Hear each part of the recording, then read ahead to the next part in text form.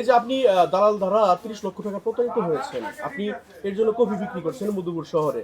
আর প্রতিদিন হয়তো বা 200-300 টাকা থাকে, আপনি এর মধ্যে যে তাদের যাদের 22 লক্ষ টাকা প্রতারিত হয়ে তাদেরকে টাকা দিচ্ছেন। এই যে দেশে নতুন সরকার এসেছে তারেক রহমান, আপনি তারেক রহমানের উদ্দেশ্যে কি বলবেন? আমি ওনার কাছে বলবো, উনিও অনেক ভালো কাজ করতেছে। ওনার কাছে আমার আকুল আবেদন থাকবে, আপনি আমার ব্যাপারটা একটু সদয় দৃষ্টি দেন, আমার ব্যাপারটা একটু দেখেন। আমি আমি আপনার কাছে সম্পূর্ণ সাহায্য চাচ্ছি। আপনার কি মনে হয় যে সরকার দলীয় নেতাগুলো যদি এই দালালকে বের করতে পারে, মানে তারা কি পারবে আর কি, আসলে আদৌ পারবে চেষ্টা করলে? অবশ্যই চেষ্টা করলে দালালকে বের করা সম্ভব। এই যে দালাল আপনার কতজনের টাকা আত্মসাৎ করেছে এই দালালটা? 300 থেকে 400 লোক এইভাবে প্রতারণার শিকার হয়েছে। এবং তাদেরকে কত লক্ষ টাকা করে নেওয়া হয়েছে? এক একজনের কাছ থেকে 14 লাখ, কারো কাছ থেকে 10 লাখ, এরকম করে প্রায় 300 কোটি টাকা হাতায় নিছে। 300 কোটি টাকা। হ্যাঁ। এবং সে বর্তমানে অবস্থানও তো আছে কোথায় আপনি জানেন? না, এটা আমরা কেউই জানি না। তবে আপনারা কোন কোন উদ্দেশ্যে এবং সরি, আপনি কোন কারণে এবং কি প্রমাণ দেখে আপনারা এত লক্ষ টাকা তাকে দিয়েছিলেন? আমাদেরকে ভিসা দেওয়া হয়েছিল, ভিসাটা যে জাল ওইটা আমরা দেখি নাই, ওটা দেখার সুযোগ দেয় নাই। ভিসাটা কাউকে দেখাইতেই না করছে। ভিসা দেওয়ার পরে আমরা টাকা দিছি। প্রথম যখন কথা বলেন, সে যে আসলে ইউরোপে নিতে পারবে, হ্যাঁ, আপনি কিভাবে বুঝলেন সে ইউরোপ নিতে পারবে? সে বলছে তার আত্মীয় স্বজন ইউরোপের নিচে, সে এই কথার উপর ভিত্তি করেই আমরা করছিলাম, সে বিশ্বাস করছিলাম যে সে ইউরোপে থাকে, পোল্যান্ডে থাকে, তার পোল্যান্ডে নিজের কোম্পানি আছে, সুইজারল্যান্ডে থাকে, তার সুইজারল্যান্ডের পাসপোর্ট আছে, এসব বলে বলে আর কি মানুষের কাছ থেকে এরকম টাকাগুলো নেয়। আপনি এই দালালের খপ্পরে কার মাধ্যমে পড়েছিলেন? ওই দালালের যোগাযোগ করাই দিছিল আমার এক ফুপা, উনি ফ্রান্সে থাকে। ওনারও ওই একই টাইমে 5টা লোকের টাকা জমা দিছিল। আর আমার ওই একই টাইমে আমরা নেপালে ওনার 5টা লোকের সাথে গেছিলাম, একসাথেই ভিসা করার কথা বলে নেপালে সবাইকে নিয়ে যায়।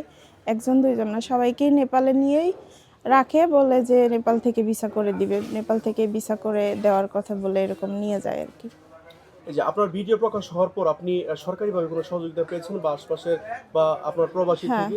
প্রবাসী থেকে পাইছি 2-3 জনের কাছ থেকে, এবং আর বাদবাকি যারা আছে বাংলাদেশ থেকে 10 টাকা 20 টাকা করেও আমাকে হেল্প করছে। এই পর্যন্ত 15,000 টাকা বাংলাদেশ থেকে আসছে এবং বাহির থেকে আসছে 20,000 টাকা। এই টোটাল 30-35,000 টাকার মতো হেল্প আসছে। আপনার কি মনে হয় যে আপনি 22 লক্ষ টাকা এই কফি বিক্রি করে দিতে পারবেন? আমি জানি না, আমার আত্মবিশ্বাস আছে, কনফিডেন্স আছে, এই জন্য আমি কাজ করে যাচ্ছি, কিন্তু আমি জানি না যে আমি কতটা করতে পারবো। অনেকে তো নিজেকে শেষ করে দিতে চায় ঋণের হ্যাঁ, চাপে, যেমন পুরুষ লোকেরা অনেক শেষ করে দিতে চায়। আপনি কেন এত ধৈর্য ধরে আছেন এখানে? আমি ওইটাই করতে যাচ্ছিলাম, তখনই মানে আল্লাহর কাছে নামাজ পড়তে পড়তে একটা সময় দেখলাম যে এই এই বুদ্ধিটা মাথায় আসছে যে এইটাই করি, এটা করে হয়তো আমি কিছুটা হলেও ঋণ পরিশোধ করতে পারবো। আপনার কনফিডেন্স আছে আপনি পরিশোধ করতে পারবেন? করে যাচ্ছি তো। আচ্ছা, ওই যে আপনি যার টাকাটা আপনার ব্যাংকে নিয়ে আসছেন সেই ব্যক্তি আপনাকে কোনো তাড়া দেয় কিনা? হ্যাঁ, প্রত্যেক মাসেই 1 মাসে টাকা দিতে দেরি হলেই তারা মেসেজ দেয় যে টাকা পাঠান না কেন। এখন মনে হইতেছে যে আমি মনে হয় টাকাটা খাইছি। ঠিক আছে, টাকার ডকুমেন্টস তো আমার কাছে, 22 লক্ষ টাকা যে আমি পাঠাইছি প্রত্যেকটা স্লিপই আমার কাছে আছে।